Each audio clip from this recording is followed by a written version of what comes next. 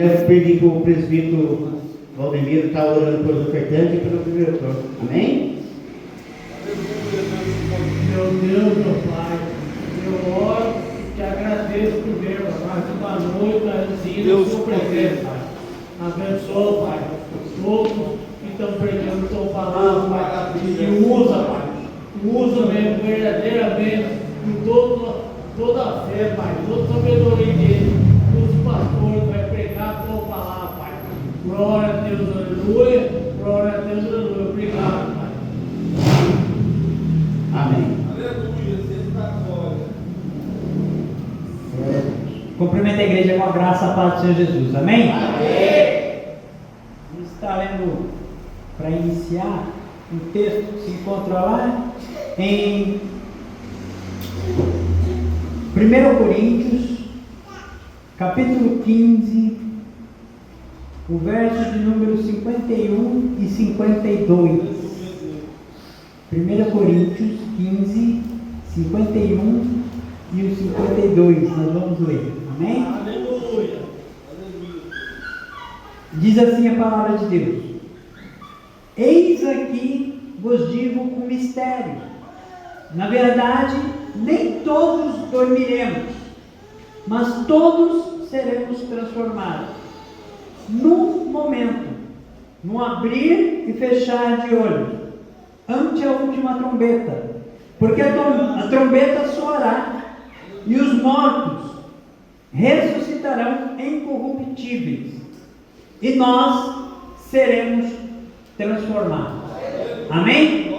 A igreja pode se assentar dando glória a Deus, exaltando o nome dele, porque ele é digno de todo louvor e adoração.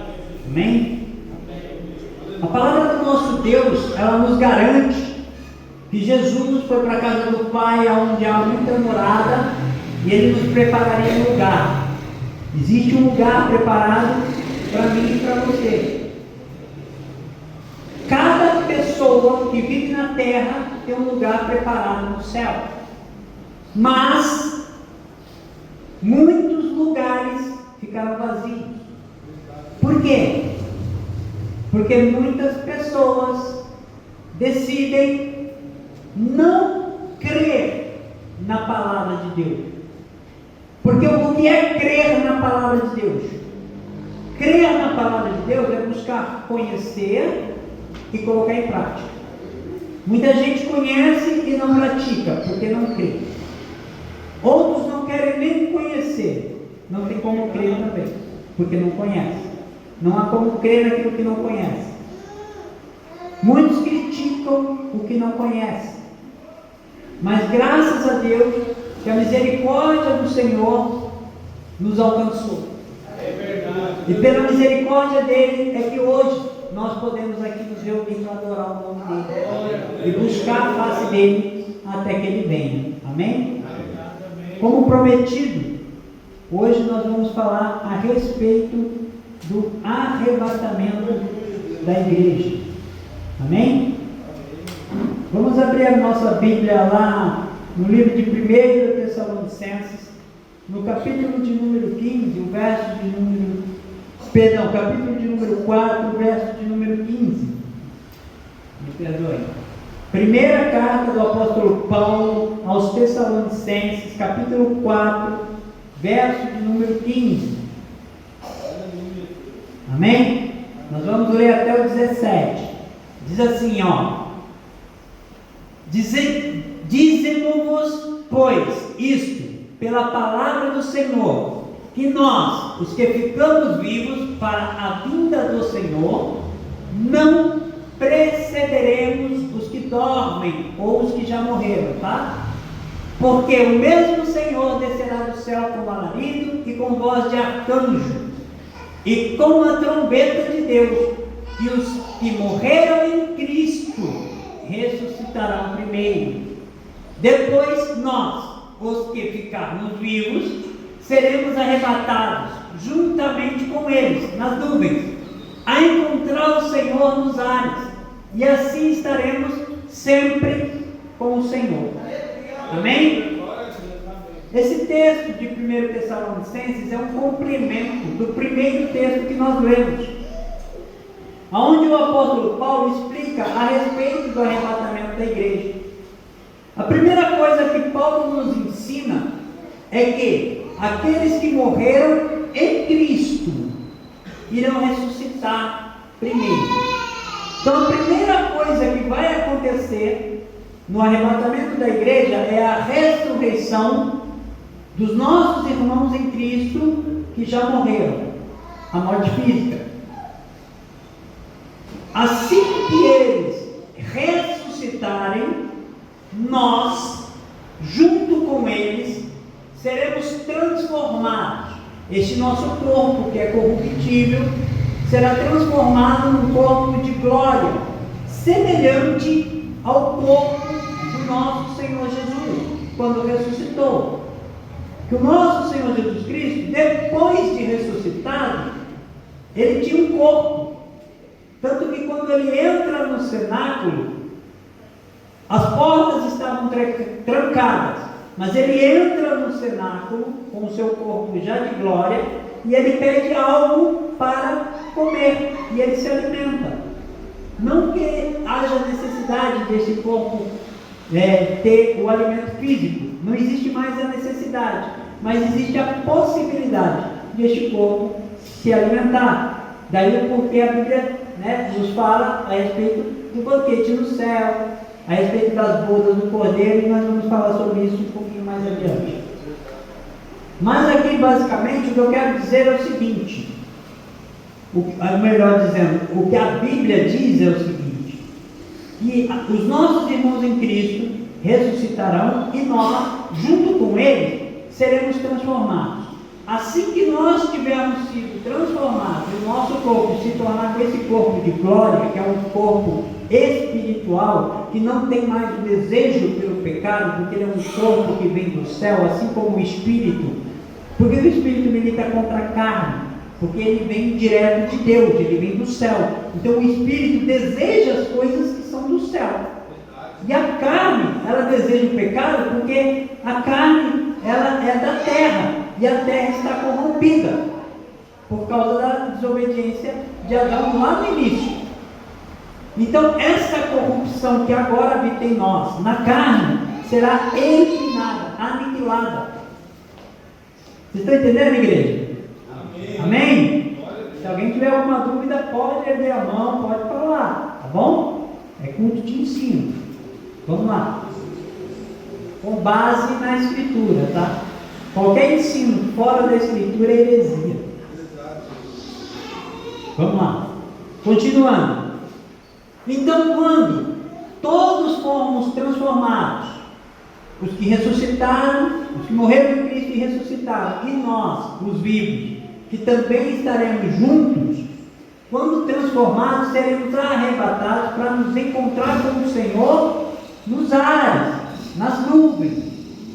Isso não é a volta do Senhor Jesus, isso é o arrebatamento da igreja. Vocês estão entendendo? Isso vai acontecer primeiro. Os mortos ressuscitam, os mortos em Cristo ressuscitam, somos transformados e nos encontramos com o Senhor nos ares, nas nuvens. Amém? Amém. Glória a Deus. Depois que nós, a noiva, a igreja, nos encontrarmos com o noivo, o Senhor Jesus, nas nuvens, nós iremos para as bodas do Cordeiro. E aqui na terra vai acontecer o período da grande tribulação. Quais os textos base para isso? Vamos lá. Primeiro, vamos lá em 2 Tessalonicenses, capítulo de número 2, verso de número 7. Um pouquinho mais à frente, na segunda carta que o apóstolo Paulo enviou aos Tessalonicenses, olha só o que ele diz lá no verso 7, porque já o mistério da injustiça opera somente a um, que agora resiste, até que do meio seja tirado. Ou seja, o mistério da injustiça, do pecado, da iniquidade, de justiça e iniquidade, é o que opera agora.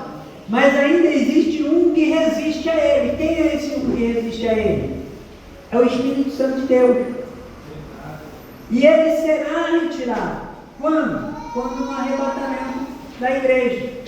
Por isso que vai haver esse período de grande tribulação. Porque aquele que agora resiste às obras do anticristo, às obras que não permite que ele se revele, que não permite que o diabo haja livremente, fazendo tudo o que deseja, todo tipo de destruição, sem ter que pedir permissão, porque hoje as coisas que acontecem com a permissão de Deus. Ah, por que a minha vida está tão ruim? Porque você tem dado legalidade, muitas das vezes por meio do pecado, para que o ladrão entre e venha matar, roubar e destruir na tua vida. Quando nós renunciamos ao pecado e buscamos a face do Senhor Jesus, teremos a vida e vida abundante, mesmo quando passamos pelas aflições, porque no mundo nós vamos passar por muitas aflições. Mas quando formos arrebatados, isso tudo vai cessar. Haverá um dia em que todo o sofrimento cessará e os nossos olhos serão enxugados toda a lágrima. Amém? Então a igreja ela será arrebatada. Vamos lá. O 8, verso 8 aí, do capítulo 2 de 2 Tessalonicenses, diz assim, e então será revelado o iníquo. Quando? Quando o que agora resiste a ele for retirado. Quem é o iníquo? É o anticristo. Ele será revelado. Quando? Quando a igreja for arrebatada, subir com o Espírito Santo para encontrar Jesus. Então o anticristo se revelará, que é o iníquo, a quem o Senhor desfará pelo sopro da sua boca e organizará pelo esplendor da sua vinda. Aí essa segunda parte desse versículo vai ocorrer no final do período da grande tribulação. E de acordo com muitos estudos, a gente buscando lá em Daniel, você vê, Daniel, coloca por favor, Cassiano, Daniel 9, 27, lá vai falar a respeito de uma semana. Essa semana, ela se refere a 7 anos, na verdade, não é uma semana, e ele firmará aliança com muitos, por uma semana, está falando a respeito do anticristo, tá? Essa profecia de Daniel, e na metade da semana, fará cessar o sacrifício, perdão, não estou enxergando bem, vou enxergar que é melhor, e a oblação, e sobre a asa das abominações virá o assolador, e isso até a consumação. E o que está determinado será derramado sobre o assolador. Isso que está determinado que será derramado sobre o assolador, que é o anticristo, é o cálice da ira do Senhor, já no juízo final. Vocês estão entendendo? É um assunto um pouco complexo, mas é isso que vai acontecer. Jesus arrebata a igreja e na terra começa o período da grande tribulação. Enquanto na terra, durante 7 anos, ocorrerá esse período de grande tribulação, no céu a igreja está nas bodas do Cordeiro. A noiva estará em lua de mel com o esposo. Após esse período, Jesus virá para o reino de 1000 anos. Apocalipse capítulo 20, verso número 1 ao 3. Deixa eu olhar aqui na Bíblia. Apocalipse 20, verso 1, aqui está mais fácil. E vi descer do céu um anjo que tinha a chave do abismo e uma grande cadeia na sua mão. Ele prendeu o dragão, a antiga serpente, que é o diabo e Satanás, e amarrou-o por 1000 anos.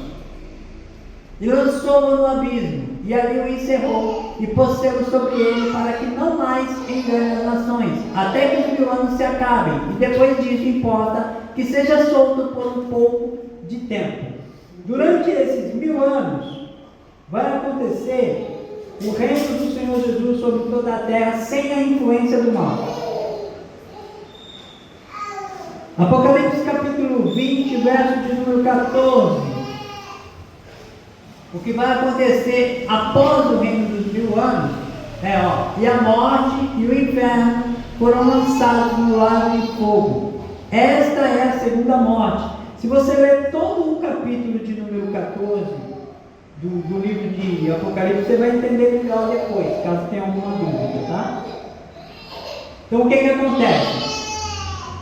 Quando terminar o período de grande tribulação da terra e as bodas do Cordeiro, o Senhor Jesus Cristo, ele virá com a igreja para reinar por 1000 anos.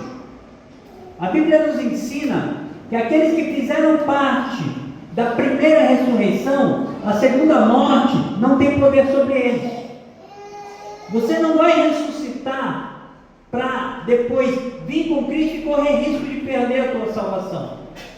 Aquele que for arrebatado não perde mais a salvação, a coroa da vida já está garantida. Ele virá com Cristo para reinar com Cristo, e quando Satanás for solto, ele vai enganar e seduzir aqueles que não vieram com Cristo, aqueles que ficaram. A Bíblia diz aqui, ó, Apocalipse 22, versos 14 e 15. 22, verso 14, ó. Bem-aventurados aqueles que guardam os seus mandamentos, para que tenham direito à árvore da vida e possam entrar na cidade pelas portas. Se nós guardarmos os mandamentos do Senhor, nós teremos o direito à árvore da vida, a fazer parte deste benefício.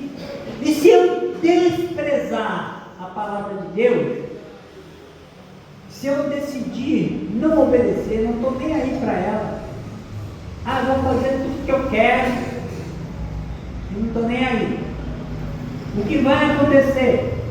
Verso 15: ficarão de fora os cães e os feiticeiros, os que se prostituem.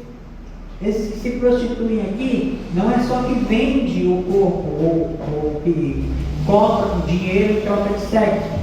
Esse tipo de prostituição aqui é todo tipo de relação sexual ilícita, fora do casamento, seja adultério, seja fornicação. Isso é prostituição aos olhos de Deus.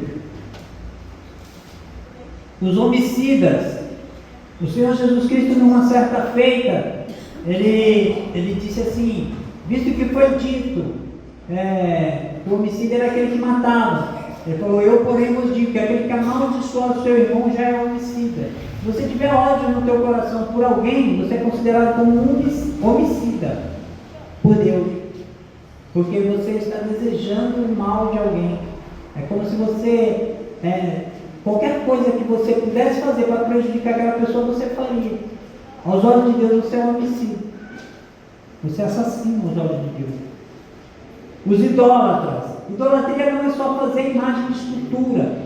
Agora é época de Copa do Mundo, quanta gente não deixa de cultuar a Deus e vai estar lá cultuando a seleção brasileira? Isso é idolatria. Futebol não é pecado, mas você deixar de servir a Deus para servir ao futebol, você está colocando o futebol acima de Deus. Isso é idolatria. Tem gente que idolatra o próprio filho, ama mais o próprio filho ou filha do que Jesus. Tem quem idolatra o marido ou a esposa. Tem quem idolatra o pai ou a mãe. Devemos honrar pai e mãe, idolatrar não. O lugar de Deus é acima de tudo e de todos. Como hoje foi bem dito aqui pelo nosso pastor que está aqui congregando conosco hoje, busque em primeiro lugar é o reino de Deus e a sua justiça. Então quem tem que estar em primeiro lugar na sua vida? É Jesus. E o resto vem depois. O resto depois é o próprio Deus que acrescenta. Ele vai te acrescentar uma família abençoada, Ele vai te acrescentar uma vida financeira, pode não ser de luxo, mas vai ser uma vida financeira onde Ele vai suprir as tuas necessidades. Não quer dizer que talvez você não vai passar dificuldade, vai passar, mas não vai morrer, porque assim como Ele sustenta as aves do céu, Ele também tem poder para sustentar cada um de nós. E o Senhor Jesus Cristo diz que nós temos mais valor para Deus do que as aves do céu, até porque nós fomos criados em mais semelhança de Deus. Nós somos a obra-prima de Deus. Deus nos coroou de glória e de honra, e quem diz isso é a Escritura. Deus criou o ser humano e o coroou de glória e de honra. Ele nos fez um pouco menor do que os anjos. Mas nós ainda temos um privilégio melhor do que o dos anjos. Por quê? Porque Deus nunca se fez anjo, mas Ele se fez homem. Deus se fez homem. É verdade. Na forma de Jesus. Ele desceu nessa terra como homem. E a Bíblia não relata em nenhuma passagem que Deus fez anjo, em momento algum. Pelo contrário, o que a Bíblia relata é que o ministério de Cristo é acima dos anjos. Mesmo ele sendo acima dos anjos, ele estando acima de tudo e de todos, ele se fez homem. Por amor a mim e a você. Verdade. Ah, mas os anjos não pecaram. Quem te falou que anjo não peca? Os demônios são o quê? Se não anjos caídos. Anjos que pecaram e não se arrependeram. Por isso são demônios e por isso estão destinados ao lago de fogo. E outra coisa que a Bíblia nos ensina é que um dia, no juízo final, quando for o último juízo, serão lançados no inferno. Quer ver?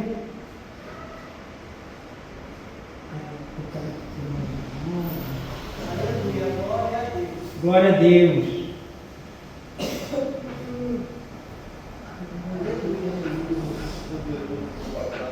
Meu Deus, eu não me recordo agora, mas até lembro desse versículo, onde fala que a morte e o inferno serão lançados no lago de fogo. Alguém se recorda? Por favor, se alguém pode me ajudar, tá? Às vezes eu esqueço a referência bíblica, mas está escrito que a morte e o inferno serão lançados no lago de fogo. Apocalipse 20, versículo 14. Isso, obrigado, pastor. Apocalipse 20, 14. Coloca aí, Cassiano, por favor. Vamos ler o 13 primeiro. Apocalipse 20, verso 13. E deu o mar os mortos que nele havia, e a morte e o inferno deram os mortos que neles havia, e foram julgados, cada um segundo as suas obras. E a morte e o inferno foram lançados no lago de fogo. Esta é a segunda morte. O lago de fogo é a condenação eterna. O inferno é um lugar horrível, mas o lago de fogo é um lugar muito pior. E o lago de fogo é a condenação para Satanás e seus demônios. Não pense você que o diabo vai reinar no inferno, como muitas vezes fazem um certo romantismo do que seria o inferno. No inferno haverá pranto e ranger de dentes. O que é isso? É um sofrimento indescritível. Para quem? Para todos que lá estão. E o diabo também estará ali sofrendo. Não é reinando, não. Amém, igreja? Amém. Mas graças ao nosso Senhor Jesus, que nos proporcionou a oportunidade de sermos salvos dos nossos pecados. Quando há um arrependimento sincero no nosso coração, quando nós lutamos para não pecar, viver em santificação, porque é necessário que nós venhamos viver em santidade, sem a qual ninguém verá Deus. Se nós não vivemos em santidade, ninguém verá Deus. Verdade. Viver em santidade não é viver em perfeição. Viver em santidade é lutar para não pecar. É resistir ao diabo para que ele fuja de você. É ter uma vida de oração, de jejum, meditar nas escrituras de dia e de noite para que possa colocar ela em prática, andar nos caminhos e nos estatutos do Senhor até que Ele venha. E isso para nós hoje é difícil. Hoje é uma porta estreita e um caminho apertado. Por quê? Porque nós estamos ainda revestidos de um corpo corruptível. Mas depois que nós formos transformados, isso não será mais difícil. Porque nós já não sentiremos mais o desejo pelo pecado. Eu já vi pessoas pregarem, por exemplo, que com uma oração, uma pessoa que é viciada em droga, ela não sente mais o desejo pela droga. Eu não acredito nisso. E eu sou viciado em droga. Por que eu não acredito nisso? Porque o que a Bíblia me ensina é que a minha carne, ela vai continuar desejando o pecado. E o meu espírito vai militar contra a carne. E quem eu alimentar mais é que vai vencer. Então eu tenho que alimentar o meu espírito e lutar contra a minha carne. Isso é todos os dias da minha existência até que o Senhor me arrebate. Enquanto não houver o arrebatamento, é luta, é batalha, é vida de oração, de jejum, de santificação, de meditação na palavra e de negar a si mesmo. Porque para seguir Jesus você tem que negar a si mesmo. Se você não abrir mão da tua vontade, se você não renunciar a sua vida nesse mundo, você vai perder a tua vida.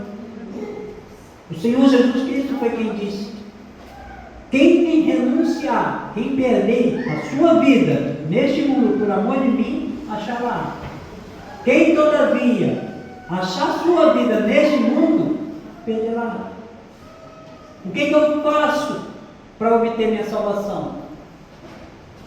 Perco a minha vida neste mundo. Por isso que o apóstolo Paulo dizia: já não vivo eu, Cristo vive em mim. Se Cristo vive em mim, cada ato meu, eu tenho que me perguntar: será que Jesus faria dessa maneira, nessa situação? Qual seria o comportamento de Cristo no meu lugar hoje? Ele iria se comportar de tal maneira, então eu tenho que fazer aquilo que Jesus faria. Se eu fizer o que Jesus faria, eu serei verdadeiramente sua imagem e semelhança. Amém? Como conseguir isso? Somente através do Espírito Santo. Sem Ele é impossível. É por isso que a Bíblia nos ensina que aonde há o Espírito de Deus, aí há liberdade. Quando você busca o batismo com o Espírito Santo, viver em santificação, buscando que o Espírito Santo, pedindo a Ele que habite em você, pedindo a Ele a direção de todas as suas decisões, a pessoa do Espírito Santo, então ela entra e faz morada em você. E aí tudo aquilo que você não conseguia resistir, você consegue. Porque o Espírito Santo te dá liberdade da escravidão do pecado. Essa é a liberdade que o Senhor nos dá. Como está escrito: se o Filho nos libertar, verdadeiramente sereis livres. Sabe aonde que eu fui entender esse versículo? Dentro da cadeia. Quando eu entendi isso, eu parei de orar a Deus pedindo alvará de soltura. E eu só pedia ao Espírito Santo, e eu peço até hoje: Espírito Santo, me enche da tua presença. Me ajuda a te servir da maneira que te agrada, independente do que esteja à minha volta. Eu quero servir ao Senhor, ser agradável aos olhos de Deus. Primeiro. Mas e se eu desagradar minha esposa? Se eu desagradar... Eu tenho que viver para agradar a Deus. Se eu agradar a Deus, as pessoas que são de Deus vão se agradar de mim, porque eles também querem a vontade de Deus. E o mundo? O mundo vai te perseguir, cara. Está escrito: por amor do nome do Senhor, a igreja vai ser perseguida. No seu trabalho, é muito certinho. Aquele ali é muito certinho. Não, aquele ali é honesto demais. Aquele ali não serve para andar com mais não, aquele ali é muito chato. Tudo que você vai falar para ele, ele vai falar: não, mas isso aqui não pode, porque isso aqui é errado. Isso aqui eu não faço. E é. Está entendendo, igreja? Se você é perseguido porque faz o que é certo, isso é perseguição de verdade. Mas se você faz aquilo que é errado e por causa disso é repreendido, então se conserta enquanto é tempo. Porque o arrebatamento está muito próximo, como foi dito aqui desde o início do culto. Tem havido grandes terremotos, o amor de quase todos estão presbiteriano, há muito escândalo e vai haver, é inevitável que haja escândalos, mas ai daquele com quem vem o escândalo. Eu tenho aqui, cuidar primeiro da minha coroa, da minha vida com Deus, porque eu não posso mudar nenhum de vocês. A única pessoa que eu posso mudar sou eu mesmo. Me consertar. O apóstolo Paulo fala num texto a respeito da ceia: analise, pois, o homem a si mesmo. Hoje tem muita gente olhando o pecado do outro e não consegue ver o próprio pecado. Se conserta primeiro. O Senhor Jesus Cristo diz: você vai tirar o cisco no olho do teu irmão, primeiro tira a trave do teu, para que você possa enxergar melhor. Olha primeiro para si, se conserta primeiro. Ele não diz que nós não devemos nos repreender uns aos outros. Nós devemos. E quando for repreendido, de que forma que você vai aceitar a repreensão? Você vai aceitar bem, para que você possa crescer, ou você vai fazer que nem bode, sair dando coisa? Porque a ovelha não dá coisa. A ovelha, quando ela é repreendida, ela baixa a cabeça. Mesmo quando ela está certa, mesmo se ela estiver certa, ela baixa a cabeça. Vai fazer o quê? Vou meditar, eu posso melhorar.